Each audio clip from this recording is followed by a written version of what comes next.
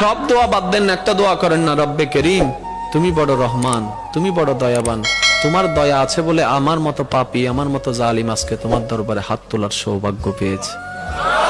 আল্লাহ তোমার দয়া আছে বলে আজকে আমি এখানে বসতে পেরেছি। আল্লাহ তোমার কাছে আমার একটা ফরিয়াদ। তখন আল্লাহ জিজ্ঞেস করবে, কি রে এত মায়া করে কথা বলতেছে, আমার কিছু লাগবে? তখন না বলবেন, ওনাকে কিছু বলতেই দিচ্ছেন, আপনি সব বলতেই আছেন, এবার আপনি বলবেন যখন রব্বে করিম জিজ্ঞেস করবে বান্দা কিছু লাগবে, তখন আপনি বলবেন আল্লাহ কিচ্ছু চাই না। তো কিছু একটা চা, আল্লাহ কিচ্ছু চাই না, কিছু একটা চা, এতদিন তো অনেক চাইছস, লিস্টি বলছস, আজকে বলবি না? আল্লাহ না, আমার লিস্টি লাগবে না, তো কি চাস?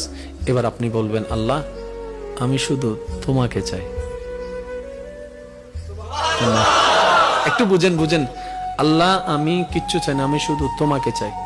রব্বে করিম বলবে তুই আমারে চাস মানে?